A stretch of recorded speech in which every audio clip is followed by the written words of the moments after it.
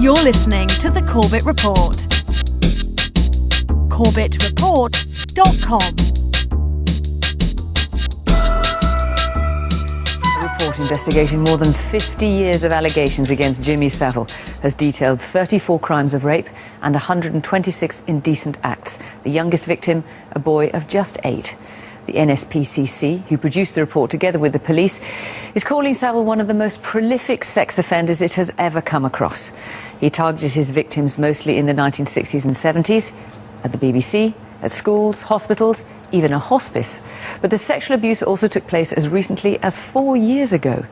The Crown Prosecution Service has admitted that Savile could have been brought to justice while he was still alive and apologised to his many victims. David Sillito reports. Jimmy Savile, a predatory sex offender.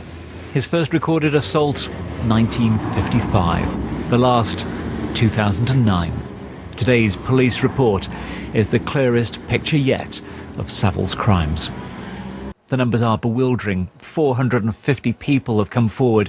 328 were children at the time.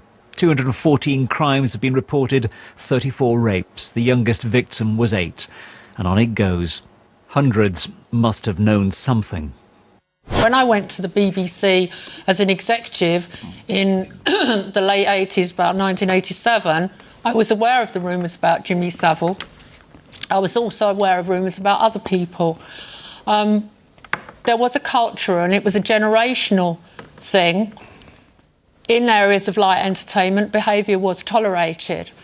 I feel the reason why these women never came forward before was nobody would have believed them, because Jimmy Savile raised so much money for charity, and he used the money that he raised for charity as a bargaining power to buy silence from national newspapers.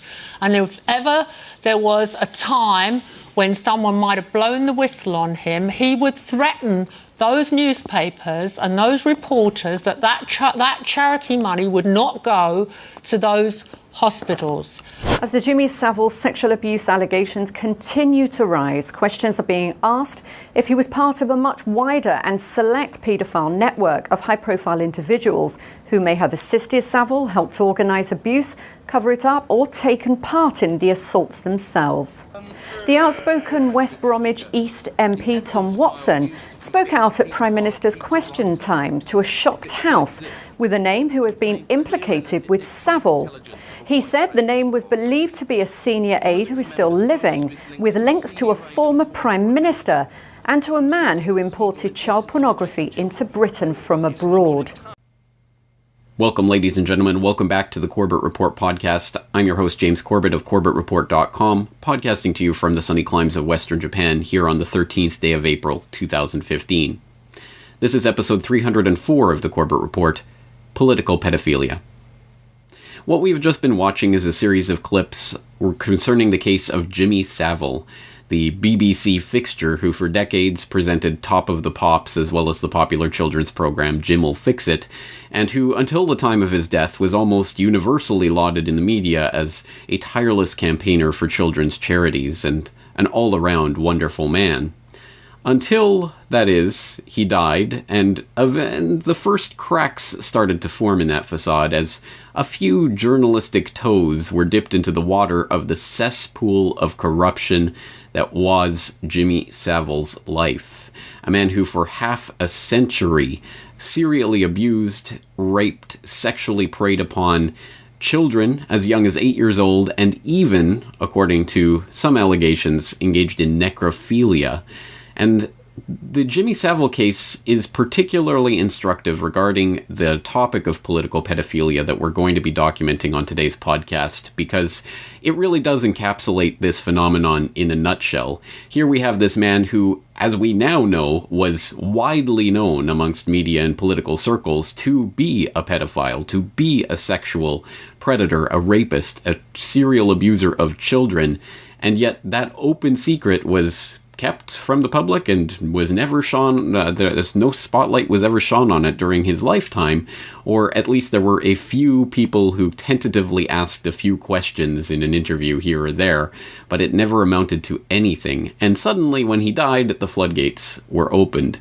This is interesting because it provides an insight into not only the phenomenon of political pedophilia generally, but also specifically how this phenomenon is perpetuated, how it operates, how political connections and media influence can keep the lid on a scandal as massive as this one, with literally hundreds and hundreds and hundreds of allegedly abused children now stepping forward and now being heard after the floodgates are opened.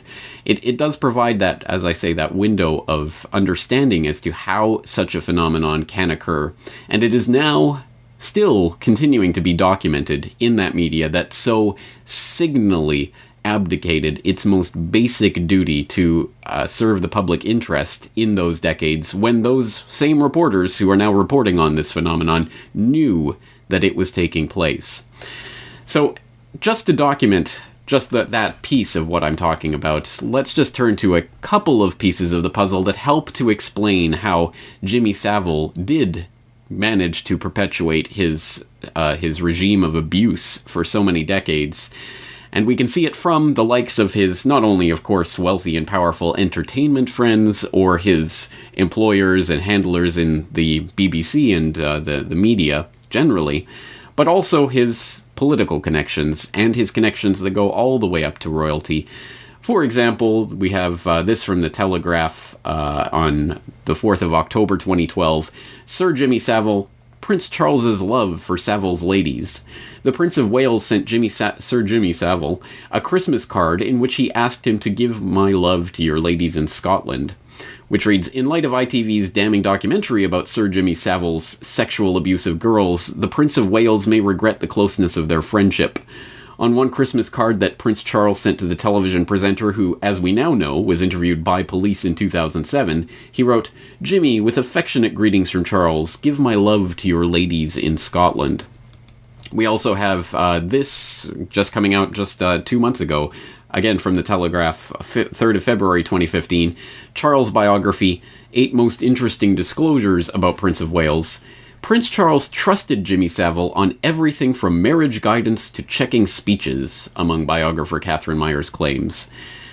Quote, fresh evidence of the extent to which the Prince of Wales relied on Jimmy Savile as a confidant and advisor is revealed for the first time in a controversial royal biography published later this week. The prince asked Savile to read over his speeches and to provide his thoughts on how they might be improved, as well as asking his advice on matters to do with health policy. Charles, The Heart of a King, by the journalist Catherine Meyer, explores the relationship between the prince and Savile, now known to have abused hundreds of children. Savile, who died in 2011, was for years a visitor to Highgrove and St. James's Palace. He also had the run of Stoke Mandeville Hospital, Leeds General Infirmary, and Broadmoor, which, to the prince, made Savile an obvious person to tap for advice on navigating Britain's health authorities. Mayer recounts an occasion at Highgrove where health officials were gobsmacked to arrive for a meeting about the proposed closure of emergency services at a local hospital to find Savile at the table. He was said to have threatened the health bosses after the prince left, saying that making them unhappy could cost them a knighthood. The article continues from there, and there are many, many, many more articles detailing connections between Savile and various members of the British aristocracy, media establishment, and political circles generally. I won't go into that specifically at the moment. I will put in a link in the show notes to a good activistpost.com article from a couple of years ago that goes through some of those connections and opens the door, the Pandora's box that is this scandal. But I think the Jimmy Savile scandal really did open the floodgates on a number of levels, including into some other investigations that are continuing to have profound ramifications and hopefully long-lasting ones on the face of British politics. And it was that knock-on effect that the Jimmy Savile case had in opening up the Westminster VIP pedophile ring scandal in the UK that was in part responsible for me posting on CorbettReport.com on January 11th, 2015, an open source investigation into pedophiles in politics. The link, of course, will be in the show notes for this podcast at CorbettReport.com in case you have not visited this article, which is an attempt to provide some of the overview of not only the Westminster scandal, but some other pedophile ring scandals in political circles, but more importantly, it is a collection of, at this precise moment that I'm recording this, 140 comments compiled by dozens and dozens and dozens of CorbettReport.com members. Almost every single one of these comments containing multiple links to newspaper articles, court filings and documents, official investigation records, videos and testimony of abuse victims. Just an absolute compendium of information in here that I could not possibly even attempt to encapsulate in a podcast episode like this. So that is not what I'm going to attempt to do today. I will urge you, 100% urge you, if you have not done so, please read through that article and the accompanying comments to get an idea of the amount of information that we are dealing with here. Now, as I say, it would be a disservice to this information for me to attempt to encapsulate all of these various links in a short podcast like this. So, rather than doing a disservice to that information, I will exhort you to look through it on your own time to get a sense of just how overwhelming the amount of data on this subject is in the public record already, let alone what is continuing to spill out through a lot of investigations that are taking place right now.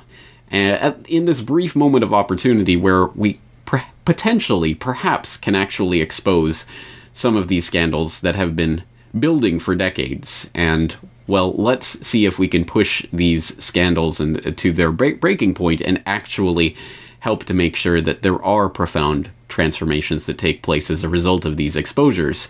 In order to do that today on the podcast, we're going to be presenting Political Pedophilia, an open source investigation that I've compiled from that information on the website. So, in this presentation, we are going to be looking at examples of the political pedophilia phenomenon. We're going to be explaining why pedophilia is seemingly so rampant in political circles. We're going to be offering ideas as to what people can effectively do about this when public institutions are so obviously compromised. And we are going to present a warning about how to avoid making this investigation into a blind witch hunt, which could so easily happen considering we are dealing with some of the most raw and basic instincts of humankind, that is to protect our children. So there are, of course, warnings to be heeded about the ways these types of open source investigations can proceed, and we will be wrapping up today's presentation with some thoughts on that. But let's get into the examination of the disgusting details of at least a few of these examples, these cases, starting with that VIP pedophile ring, which is continuing to be exposed in the UK. It wasn't that long ago that those who claimed that there was a massive paedophile ring involving officials in the highest levels of government were written off as conspiracy theorists and kooks. That is no longer the case, at least in the UK. It turns out that this so-called conspiracy theory was true and is finally being officially investigated. A powerful elite of at least 20 prominent establishment figures formed a VIP paedophile ring that abused children for decades. Senior politicians, military figures, and even people linked to the royal family are among the alleged abusers. For years, children's rights campaigners have been drawing attention to the existence of paedophile rings among Britain's political elite. Previously dismissed as a conspiracy theory by the establishment, MPs in Parliament are now raising the issue and demanding answers about allegations of paedophiles operating in Westminster during the 1980s. Labour MP Simon Danjuk has called on Leon Britton to make public what he knew about a dossier of allegations about paedophiles which was presented to him when he was Home Secretary between 1983 and 1985. Many of the accusations centred around the behaviour of former Liberal MP Cyril Smith, who died in 2010. Cyril Smith was a celebrated figure who wooed the voters. He was Rochdale's Liberal MP during the 70s and 80s. His popularity made him one of the country's most high-profile politicians. Smith's name resurfaced last year during the Savile scandal, which led to a re-examination of the way sex abuse cases are handled and their victims dealt with. The Crown Prosecution Service admitted the MP should have been charged in his lifetime. A film for dispatches tonight will show just how many opportunities were missed to stop him. Lancashire Police carried out several investigations in the late 1960s and compiled this 80-page file kept from the public until tonight. This shows the police were more than ready to prosecute him. And yet they weren't able to. In the file, police complain of veiled threats from local Liberals. Smith himself is accused of pressurising witnesses to withdraw their statements. The then local MP, Jack McCann, even spoke to the Director of Public Prosecutions on Smith's behalf, and shortly afterwards the case was dropped. Now that gives us at least a hint as to the scope of this investigation that is now ongoing into the pedophile ring that seems to go straight up into Parliament and some of the highest circles of political power in the UK. But it is just a hint, and we don't really know the full extent of this scandal yet, as it does continue to develop. But let's take a look at some of the pieces of evidence. So we know that the highest levels of UK politics, royalty, military, and intelligence agencies have been alleged to be involved in this pedophile ring. There was a dossier on pedophiles that were allegedly associated with the British government. It was submitted to Home Secretary Leon Brittan in 1984, but somehow or other got missing in the bowels of the Parliament. So the whereabouts of that dossier to this day still unknown. Thatcher administration stopped officials from publicly naming suspected pedophiles. MI5 is alleged to have repeatedly blocked investigations into this child abuse ring, and as of March 2015, the Independent Police Complaints Commission, the IPCC, said it is looking at 17 allegations of a police cover-up relating to the VIP child sex abuse ring between the 1970s and 2000s. As I say, this is an ongoing case, and we don't have all of the facts yet. We still don't even quite know the scope of this investigation, as even just a few days ago, there are still bombshells that continue to drop. We have, for example, this from channel4.com, Kincora historic VIP pedophile ring shock allegations, saying that a Kincora abuse victim from Northern Ireland has told Channel 4 News how he was also abused at London's Elm Guest House and Dolphin Square at the hands of very powerful people. Quote, Richard Kerr's harrowing account of what happened to him as a boy links three of the most important alleged VIP pedophile ring locations for the first time. Dolphin Square, a luxury complex popular with MPs and civil servants, Kincora Boys Home in Belfast, where boys were systematically abused, and Elm Guest House, a former gay brothel where young children are also said to have been molested. So you will be forgiven if it is difficult to keep track of all the different headlines with all of these different pedophile rings that are now being exposed in the UK, because it looks like they may actually be all connected. And I don't think there should be much surprise in that, given one would suspect the high levels of political and media and other types of influence that would be needed to keep the lid on a pedophile ring like this operating for decades with seeming complete impunity. It is interesting that this is now coming to light and that there are now active investigations into this, and as I say, it is a moving target. And just another example of that, we had just recently the ex-chief constable of the Lancashire Police coming out and charging, again, a specific charge of cover-up in the case of Cyril Smith, who we heard about in that video clip montage that we just watched. A retired chief constable has revealed that a sinister cover-up of the crimes of pedophile MP Cyril Smith was ordered by a top official working for the Director of Public Prosecutions. Albert Laharn, former chief constable of Lancashire Police, said that in the 1970s he was asked to lie about the 29-stone Liberal politician's alleged sexual abuse of a boy. The 83-year-old is the highest-ranking ex-officer yet to give details of an establishment conspiracy to protect Smith. It follows a week of revelations on how the MP's powerful friends hid the truth about his reign of abuse. So, as I say, this is an ongoing story, an unfolding story, a moving target, if you will, and I don't suspect we have seen the last of this. We may, unfortunately, start to see these types of investigations being led down dead alleys, blind alleys, or being put into inquiries that ultimately result in nothing. But at least for the time being, there are still revelations coming out and still witnesses coming forward. So this is something of a motion, some story in motion, and one that we will obviously have to continue to track as it continues to unfold. But, of course, the UK VIP pedophile ring is by no means the only VIP pedophile ring that is coming to light at this time.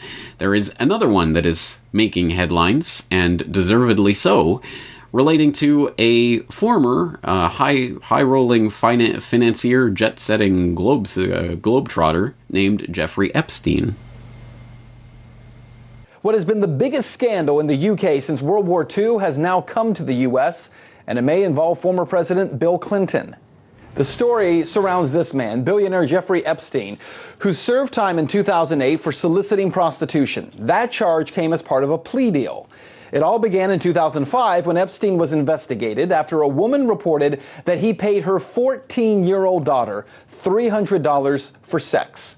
And since that initial claim, there have been more than 40 women who have come forward with claims that Epstein is a sexual predator and that he not only abused them, but shared them with famous and powerful friends. Well, flash forward to today, and a lawsuit is underway in Palm Beach, Florida.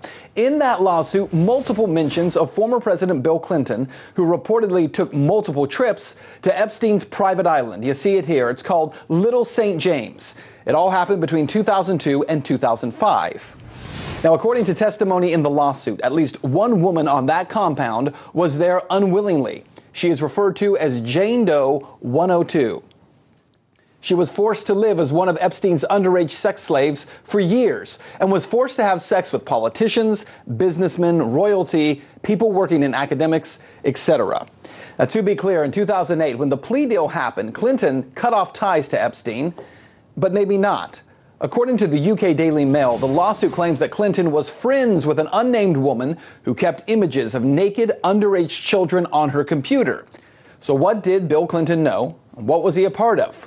According to the Smoking Gun, as part of a civil suit filed against Epstein by several of his victims, lawyers for the women floated the possibility of subpoenaing Clinton, since he might well be a source of relevant information about Epstein's activities. Now, while Clinton was never deposed, lawyers obtained Epstein's computerized phone directory, which included email addresses for Clinton, along with 21 phone numbers for him, including those for his assistant, Doug Band, according to a court filing. Some very interesting and revealing details there about the connections of Jeffrey Epstein to people like Bill Clinton, and not just Bill Clinton. And we can garner that from the story of the incredible story of the little black book that was stolen from Jeffrey Epstein by his houseman, whatever that means, who took the black book containing the different phone numbers and addresses of individuals related to Epstein, and, according to the police, was attempting to use it as blackmail against Epstein. But still, the names in that little black book should be, well, familiar to people. For one, there's a lot of very familiar household names in there, including the likes of Mick Jagger and John Cleese and Barbara Walters and Mike Wallace and others. But perhaps the interesting part of that is that in the Black Book, which you can go and download, there is a PDF document online that you can actually see the actual document. It has all of the phone numbers of the individuals, redacted of course, but it does actually list all of the individuals in this Black Book. And some of the other names in this book should, well, ring some alarm bells for viewers of the Corbett Report, including a certain David Rockefeller, and also people like Peter Soros and Ehud Barak, former Prime Minister of Israel. Very interesting names that appear in that Black Book, but it should be noted that it's not being suggested by anyone, really, that every single contact that Jeffrey Epstein had in this Black Book was participating in whatever pedophile parties Epstein was throwing. It's that these people all associated with Epstein, even up to and including the time where he was coming under suspicion for these activities. And there's an excellent post on 1984 Arkansas Mother of the Year.blogspot.com, which I will put in the show notes for this episode, that compiles dozens and dozens and dozens of links to various court documents and filings and articles about this story, called The VIP Pedophile Friends of Mega Pedophile Jeffrey Epstein, that I think is required reading for people who want to know more about this case, and specifically about the people who were circled in this black book. There are a number of people who are circled because this houseman, Alfredo Rodriguez, believed these were the people who were participating in the pedophilia with Epstein, including people who you might not have heard of before. Flavio Briatore, with an estimated net worth of $150 million, a Formula One racing manager. Jean-Luc Brunel, who in the modeling industry, surprise, surprise, and some other names that you probably will be familiar with, who again were circled as what Alfredo Rodriguez believed to be participating in these pedophile parties, including Bill Richardson, the former governor of New Mexico, Ehud Barak, the former prime minister of Israel, Alan Dershowitz, who, according to an undisputed statement of fact filed by the victim's lawyers in April of 2011, said Epstein's housekeeper Alfredo Rodriguez testified that Dershowitz stayed at Epstein's house during the years when Epstein was assaulting minor females on a daily basis, and Dershowitz was at Epstein's house at times when underage females were there being molested by Epstein. Other names on that list of people who were identified by Rodriguez as participating in these parties include Courtney Love, Peter Soros, the aforementioned Peter Soros, nephew of George Soros, and Les Waxner, a huge Republican PAC donor, amongst others. Again, information about those charges, those allegations, who these people are, and again, dozens and dozens and dozens and dozens of links are available from that article that I cited and will put in the show notes for this episode. So the Epstein scandal also continues to be something of a moving target, as there are still developments ongoing. Of course, I'm sure people will have seen the headlines that linked Prince Andrew to this scandal, although the latest is that Prince Andrew has been removed from the victim's lawsuit about this scandal, as the court deemed that Prince Andrew, the allegations about Prince Andrew were not relevant to that filing, interestingly. But it should be noted that this filing, this ongoing court case that's going on, is related to the extraordinary terms of the extraordinary plea deal that Epstein managed to put forward in this case with the help of Alan Dershowitz, who managed to get this plea deal where he had, I believe it was 16 hours per day of being basically free to live in his own mansion, and he served a grand total of 13 months, and basically this was pled down to almost nothing without the knowledge or participation of the victims, or at least that's what this court filing is alleging. So a very interesting, and as I say again, an ongoing moving target as to what's going to occur in this case. But of course, it should be noted, Bill Clinton was best friends with Jeffrey Epstein for a considerable period of time, including the time in which Epstein was holding these parties and was a confirmed guest on Epstein's private jet, and was multiply listed by Epstein in his private phone directory. So clearly Bill Clinton has some questions that need to be answered about his participation with Epstein in this scandal. All right, again, going through this whirlwind, continuing to document some political pedophilia scandals of note, let's look at the case of Joris Demmink. Much like a courtroom, these witnesses presented their testimonies to a Capitol Hill audience, but the man they accuse has yet to stand trial. I was afraid to say no, and I was very young and innocent. That is the voice of a grown man describing emotional scars from childhood. His identity is protected because he barely survived an assassination attempt. That attack followed his allegations against what's been called the Dutch super elite. At 14 years old, he left his family in Turkey to find work in Europe. Instead of a job, he found trouble and was blackmailed into working at an Amsterdam brothel. That's where he says he met this Dutchman, Joris Demmink, a high-ranking government official. The second time that we met, he wanted me to go with him to his home in The Hague.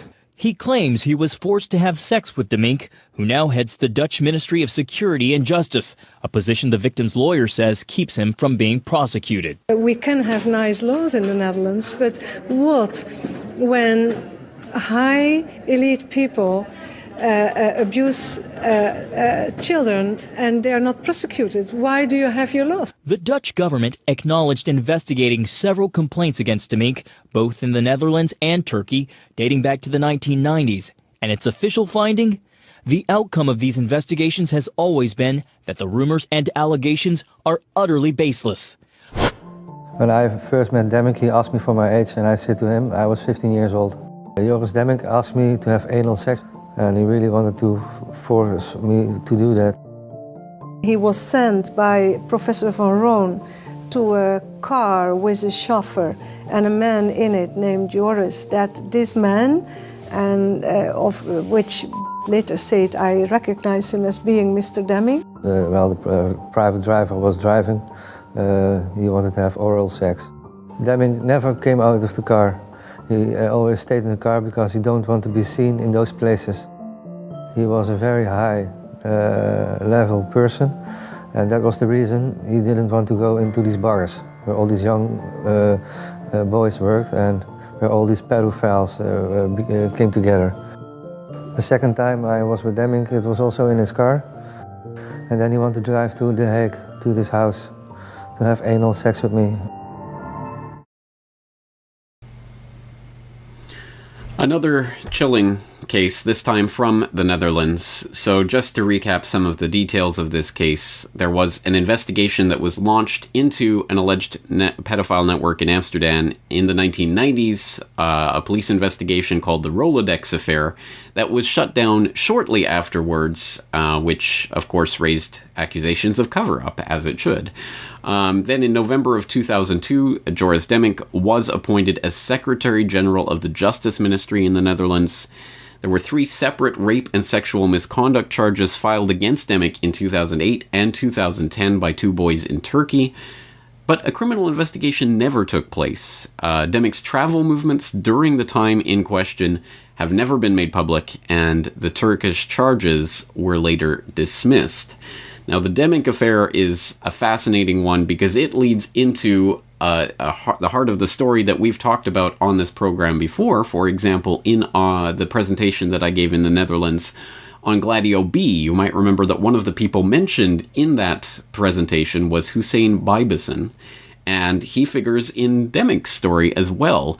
Let's take just a short extract from a very important article on isgp.nl, a website that was highly recommended in that comment section of the open source investigation on CorbettReport.com by multiple users, and which we will reference again before the end of this episode. But on October 31st, 2014, isgp.nl posted, "The Netherlands in Perspective, Demink Affair reveals the supranational politics of heroin, cocaine, blackmail, and deception." I'm just reading one very small extract from that very long and very thorough article. In April 2007, Demink again reached the evening news. This time lawyers Adele Vanderplas and husband Peter Bakker-Schut sued Demink on behalf of their client, the Kurd Hussein Bijbesen, locked up in a Dutch jail on drug trafficking charges. Vanderplas and Schut claim that their client, which they have had since at least 2002, is completely innocent. He was locked up by the Dutch authorities after pressure from the Turkish government. Personal pressure, actually, because the Turkish government supposedly has evidence that Joris Demink raped boys in Turkey in the 1990s. If Demink wouldn't see to it that Bijbesen was put away, they would start revealing evidence. Now, again, this is much too detailed to get into all of the specifics here, but Bijbesen, an interesting connection into the Gladio case and the prospect of NATO drug running. So again, there's some interesting connections there that I hope to draw out in the future, and I am attempting to set up an interview that will get a little further into the heart of the Demink story and some of the connections there in the near future. But proceeding, let's detail another case of political pedophilia, one that I think is more well known amongst alternative media circles, but still, of course, largely unknown to the general public, and that is the Franklin scandal.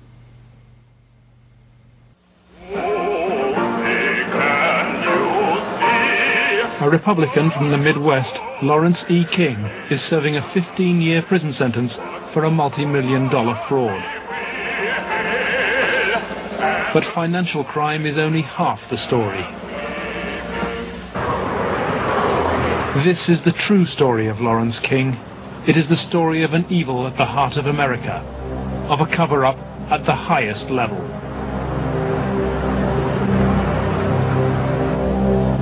One man is attempting to uncover the full story. John DeCamp is among the most highly decorated Vietnam veterans.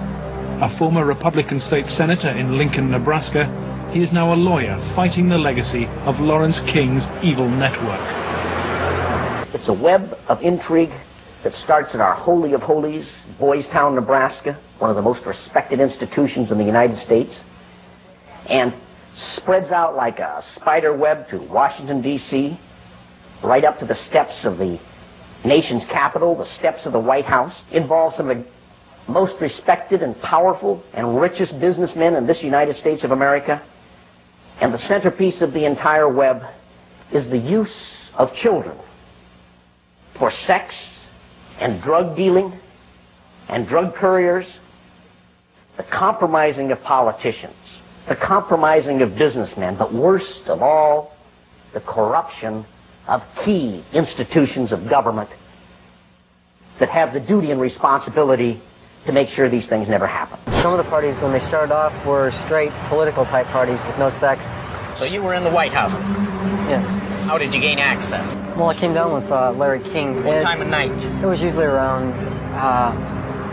midnight, and it was kind of a gift for our services that we were doing. Larry King was the facilitator. That was the man that was in charge. I mean, we flew with him on the trips, had flown to Chicago, was in a hotel room. I was dressed in a negligee.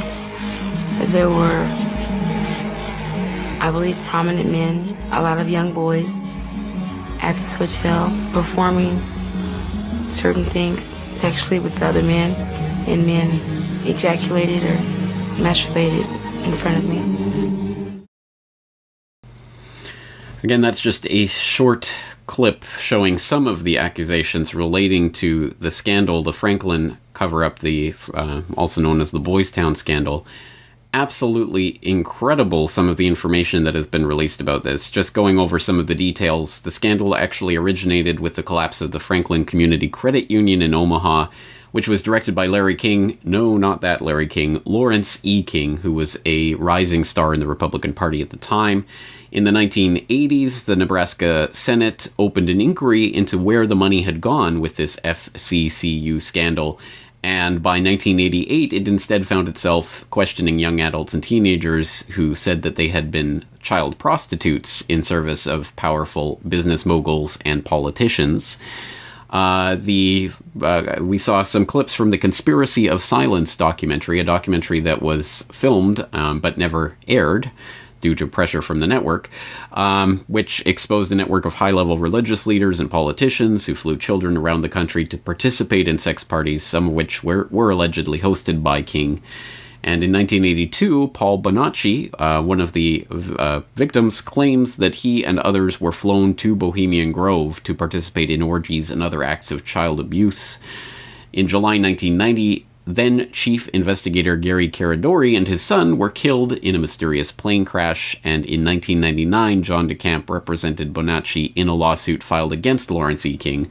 Bonacci won $1 million in compensatory and punitive damages to be paid by King, who has only served jail time for bank fraud. And this goes into a lot of other stories, including the Washington Times homosexual prostitution inquiry ensnares VIPs with Reagan Bush and other such headlines that come sometimes and go very quickly, perhaps obviously and predictably so. There's, again, so much more to say about the Franklin scandal. I did cover it in episode 39 of the Corbett Report podcast, who is Jeff Gannon, so you might want to go back to that to refresh yourself with some of the details.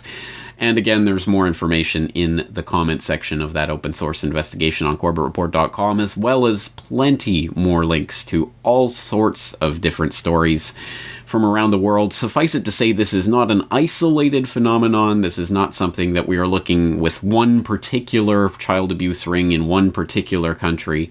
We are looking at something that seems to be a widespread and persistent phenomenon, and has been so for decades at the very least. And of course, this raises the question of why? Why do we continue to see these types of scandals, particularly these types of scandals, pedophilia, cropping up with such frequency in the highest political offices? Is there some reason for this? Can we explain this phenomenon by recourse to things in the public domain? And I believe there is. And in order to start getting a handle on this, let's take a look at a very interesting comment that was left on the open source investigation into pedophiles in politics on CorbettReport.com by CorbettReport.com member and previous guest on the program, Dr. Tjeerd Andringa of the University of Groningen, a professor of cognitive sciences, who drew on his time and research in the cognitive sciences to leave this, I think, very informative comment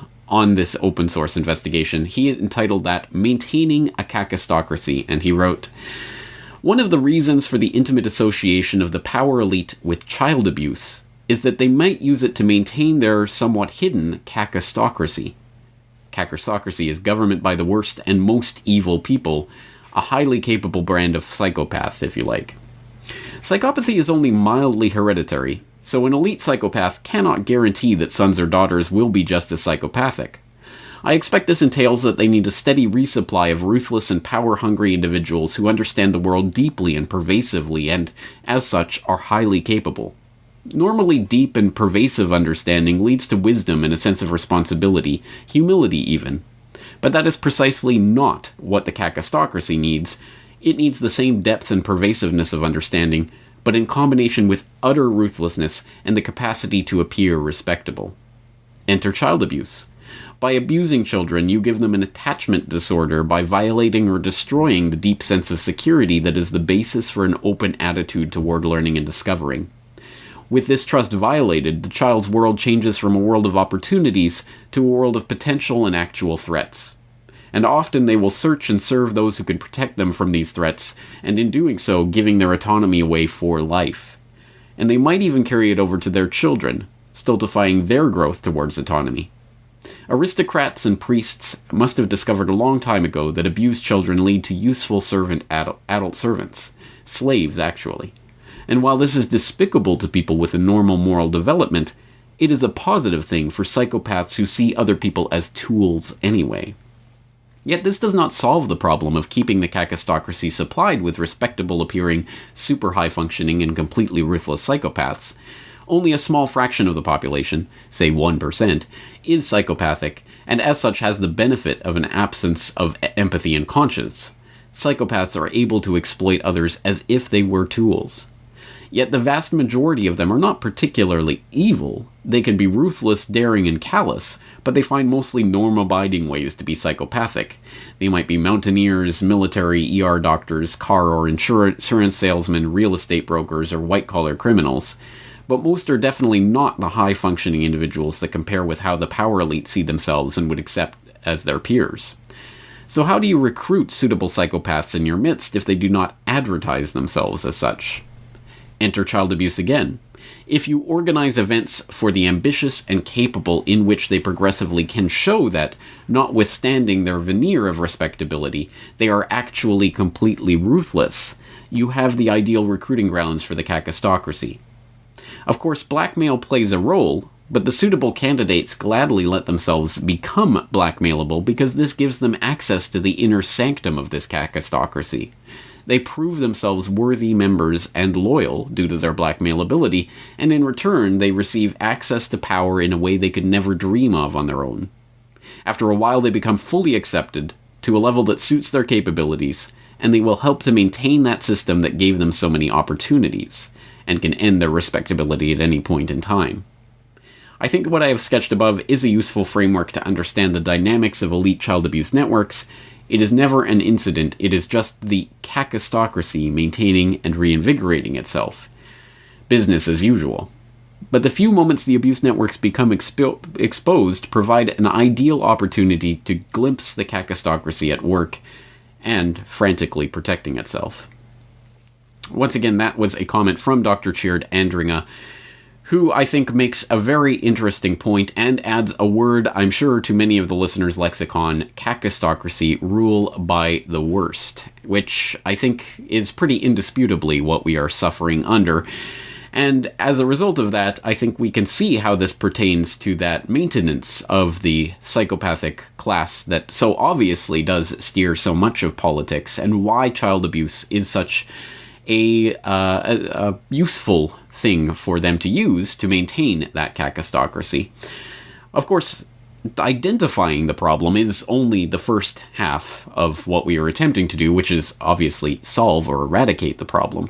And in the course of a conversation that I recorded with Dr. Andringa last week, which is available on CorbettReport.com, and which I suggest you listen to in its entirety, I had the chance of posing the question: does the identification of this kakistocracy and the way that it functions help us to actually confront and hopefully solve this problem of child abuse? And if so, how?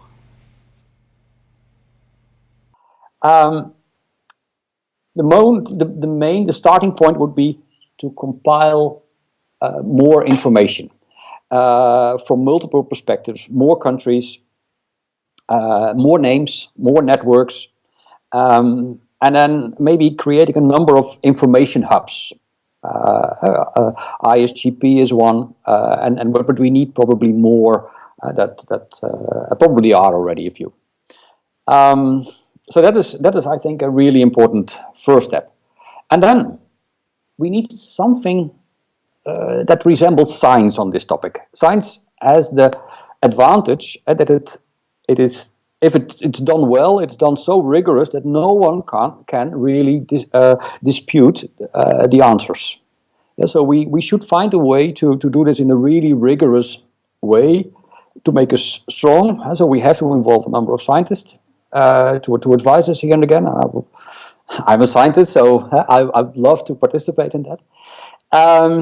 And then do some data mining. Make infographics, build automatic or not automatic hierarchical networks of people and events and how everything relates and so. And then using that to find all kinds of patterns, so that we have a clear modus operandus for these type of people. Because I really believe that they have only a limited scope of behaviors that are natural for them. So what? And then we need a little bit more theory. What is the mindset of the kakistocracy? What can they agree on among themselves? And what type of structures of corruption does it actually lead to? Yeah, so that we know where to look, know how to interpret these kind of things. If they show we see only 2 steps, we can predict the other 8 steps, so that we eventually see pretty much everything. So that is a very important, more or less scientific part. But everyone can engage in that. That is not a. It's just a way of doing it. It's not the persons who are doing it. Then associated with that is also come up with a number of theories. This is the way we can compile all these patterns, all this information together. This is the explanatory theory. And my kakistocracy story is one theory. Maybe it is possible to approach it just from regular political power influence theories. It might work just as well. And then if we have such a basis, we can generate predictions. And we can say, okay, we have a network of people, the Bush clan, for example, they have behaved like this. They are now switching in that direction, doing these kind of things. So we expect a certain pattern. A little bit like our previous discussion about climate and the weather. So what type of climate can we expect from these people? We can connect all kinds of events by the people that participate in them. or their families, and explain all kinds of things in a little bit bigger context. And then eventually, or maybe at the same time, but it's always that is the activism that should follow from this. And the thing that is a bit dangerous is premature activism. So if you're not really knowing what you are doing and you're very active, you make either a fool of yourself or you align yourself with goals that are not yours eventually. So basically you make a fool of yourself or you misspend your time completely. And then if we compile our information really well, we can find all kinds of people who will actually help us.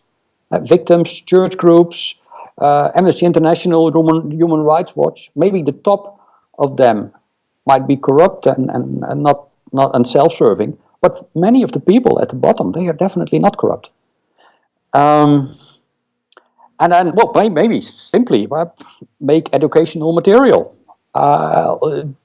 make all kinds of children's stories or whatever about how to detect a political parasite, and do all kinds of nice things with that, also the infographics and so. And then at a certain point, if we really know what we are doing, then we should make it personal for the people involved. Expose them, make sure that they are ostracized. And we can have all kinds of campaigns, the political parasite purging program. And eventually we shouldn't do all the work, but we can make sure we is then the alternative media and the people who are interested in that. But this is so big that we can actually elicit the help of pretty much everyone. A detailed and eminently practical plan of action from Dr. Tjeerd Andringa, and I would exhort you once again to go to corbettreport.com to listen to that interview in its entirety. But I think that what Dr. Andringa says there rings true to me on a number of levels. First of all, he does seem to stress the open source investigation nature of what we are doing, because truly the media, the political circles, the police investigators and inquiries and tribunals that have taken place over the years, ostensibly to guard us from these types of abuses, have signally and documentably not only failed in their efforts, but actively worked to cover up these abuses. So we cannot rely on them to be the saviors. I don't think it's very realistic to believe that many of these perpetrators are going to be brought to justice in the courts of law as we understand them today, unless some truly tectonic changes happen on the political scale. And unless and until those changes occur, I think it is more reasonable for us to do what we can to document and expose these phenomena, precisely because the vast majority of the public, the overwhelming majority of humanity, is born with a moral compass and does understand that the rape and torture and sexual abuse of children and young people in our society is one of the most horrific things that it is possible for anyone to be engaged in, and will ultimately discredit and take away the power of those who are involved in them if they can be accurately identified and exposed for what they are. We are starting to see that occurring when it comes, for example, to the UK VIP pedophile ring. But again, unless we continue to push this information through, I don't trust that the mainstream media and the political inquiries that are ongoing will ultimately see justice done. Some people, I'm sure, will be thrown under the bus, but I'm sure we won't get to the root of the problem unless we continue to press this investigation forward and use all of the means at our disposal to raise awareness of this amongst the general public. Because again, the general public is on our side. We just have to break through that cognitive dissonance that will mean that at least, well, about half of Americans will say, of course not Clinton. Oh, he couldn't be involved in this. He's our president. The cognitive dissonance is extremely strong on this issue, which is why we have to do a very thorough job of documenting and detailing what we can show about the connections and relations of these various people to these pedophile rings. But I hope you did hear and heed Dr. Andringa's warning about premature activism. The idea of going off half-cocked with half-formed ideas or documents or details that aren't quite in place. We don't quite know, but we know enough to know. Premature activism can not only be misguided and ultimately sending our resources in the wrong direction, but can be actually work against us. Because if we are to engage in a serious open source investigation of these issues, we have to be very meticulous in what we're documenting and very sure of our facts before proceeding in what could very easily become a witch hunt.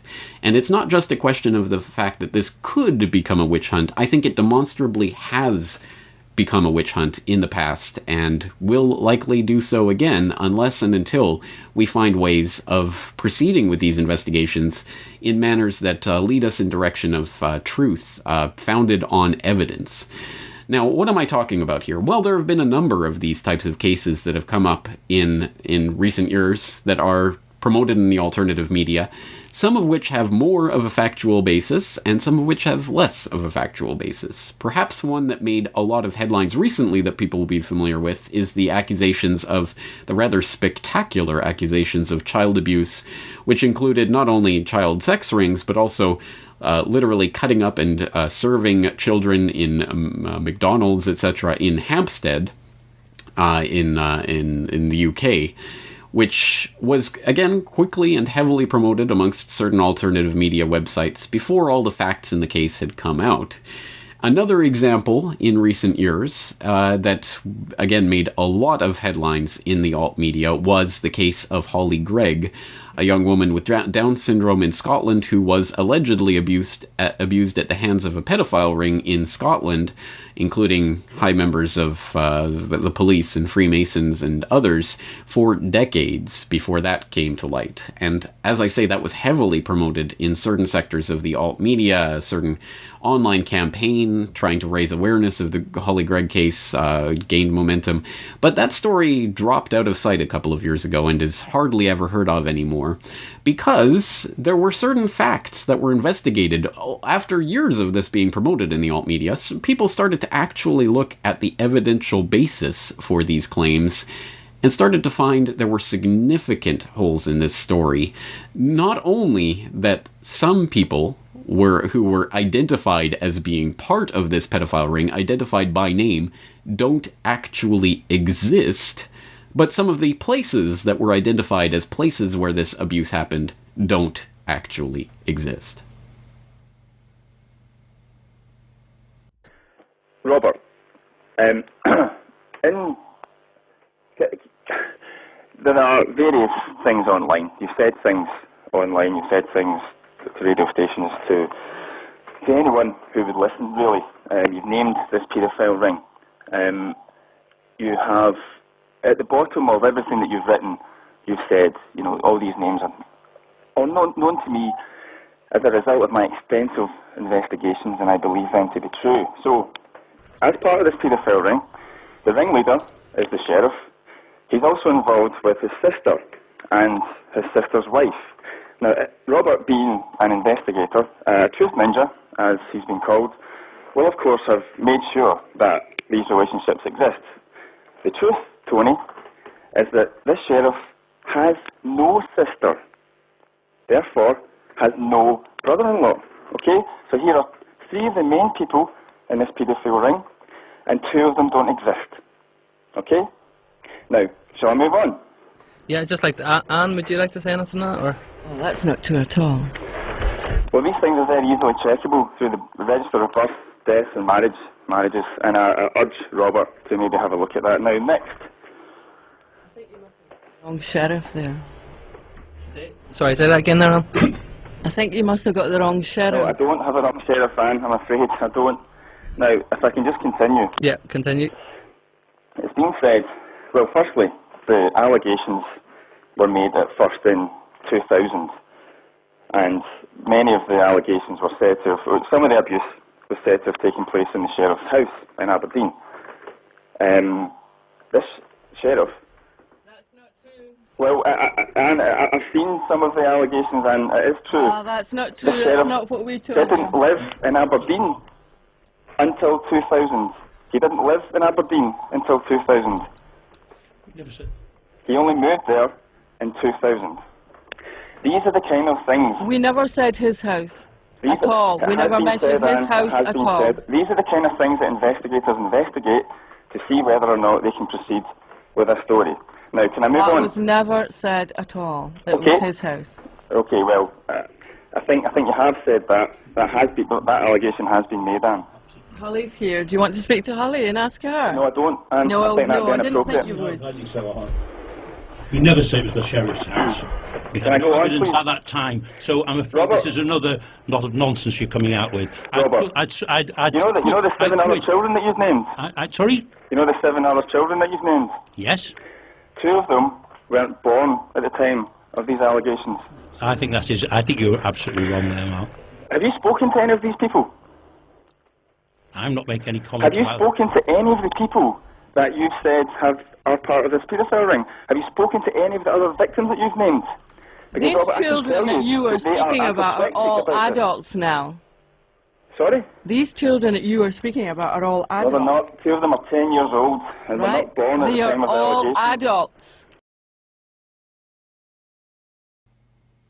Now, that is just a short clip from a podcast that was put out by Keelan Balderson of wideshut.co.uk back in 2012. It's a lengthy podcast, but it is absolutely worth listening to. I will put it in the show notes for this episode so that you can go and hear the full case that is to be made that the Holly Gregg story ultimately was a hoax of sorts perpetrated on the alt media, and perhaps with the aid of certain members of the alternative media who continued to promote it after the time at which it became apparent that these claims that were being made did not have the evidence to back them up, and were promoted by people who heard the claims, saw that they conformed with what we know. There are political pedophile rings. We know that this happens, and thus assumed it was true and helped to promote it.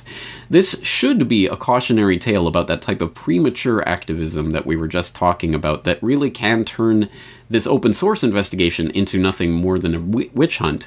And because this definitely pertains to the nature of the open source investigation that we're attempting to do here at CorbettReport.com and more generally in the alternative media, I recently talked to Keelan Balderson about the example of the Holly Gregg story and the Hampstead story and what they teach us about how the alt media functions and how it can function better when it comes to these types of stories. Well, I think we're in a very unique time right now, where each and every one of us potentially can have a voice that can be spread to thousands and thousands of people online. You know, something you might have just discussed with a few friends down the pub 20 years ago, you can now spread to thousands of people on Twitter and Facebook. The nature of the internet has allowed people to have more of a democratic voice, and I think that is a good thing. It makes the democratic process more engaging.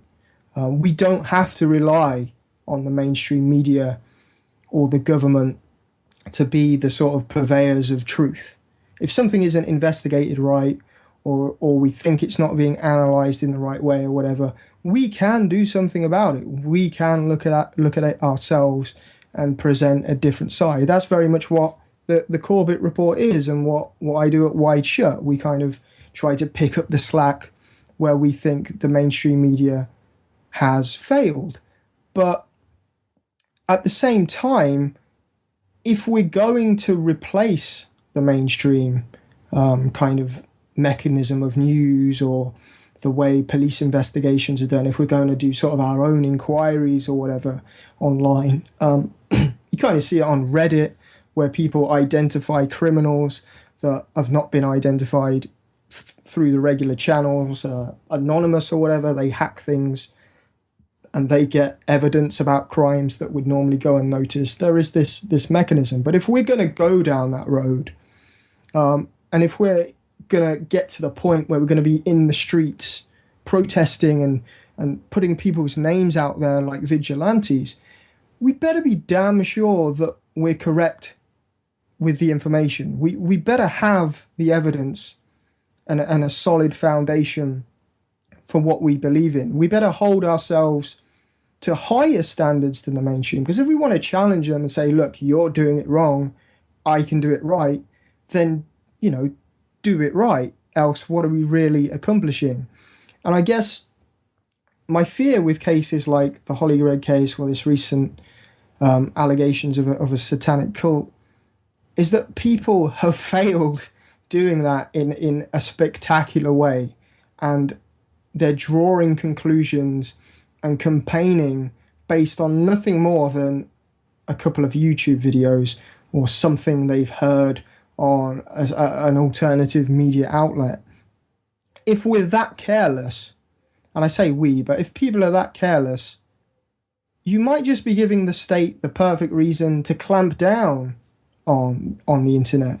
If we don't use these tools wisely, then they might just take them away from us. You know, there's that old saying, with great power comes great responsibility. If we're going to use these tools, then let's be responsible about it. Let's make sure we've got everything nailed down before we just run off like headless chickens, you know, share, like, share. Like, just think about what you're doing before that. Once again, Keelan Balderson of wideshut.co.uk. And once again, the point of this warning at the end of this podcast is not to say that this phenomenon does not take place. It documentably, demonstrably does. There are political pedophilia circles. There are pedophile rings that operate in the highest levels of political power, media power, entertainment power, finance and business power. This is a documentable phenomena. But we do have to be very careful about what information we put forward to the general public, because it can quickly come back as egg in our face and discredit all of the real information that exists of these real pedophile rings that really exist. We don't want it to turn into a boy that cries wolf scenario where people don't believe the alternative media because they continue to fall for any hook, line, and sinker story that comes along. But also, we don't want it to undermine the investigations into the real phenomena that again, really are taking place. It's a delicate procedure to work with information like this that, as I say, does incite the most fervent passions amongst the public, and deservedly so. So, having said all of that, let us proceed with this open source investigation. Once again, CorbettReport.com members are invited to log in to CorbettReport.com to the comment section of that original open source investigation, which again is linked up in the show notes, or to this post on CorbettReport.com to continue documenting this phenomena and the various examples of it. It is something that, as I say, we're only skimming the surface and trying to encapsulate in general form here on the podcast today. But as I say, there are hundreds and hundreds and hundreds of links to documents and sources and articles and testimony in that open source investigation that we will continue diving into as these unfolding stories continue to unfold. And that's where I'm going to leave it in your hands, dear capable listener, viewer, reader, to get involved with this open source investigation and start putting some of these puzzle pieces together. We're going to leave things there for today. I'm your host, James Corbett of CorbettReport.com, thanking you very much for joining me, and looking forward to talking to you again very soon.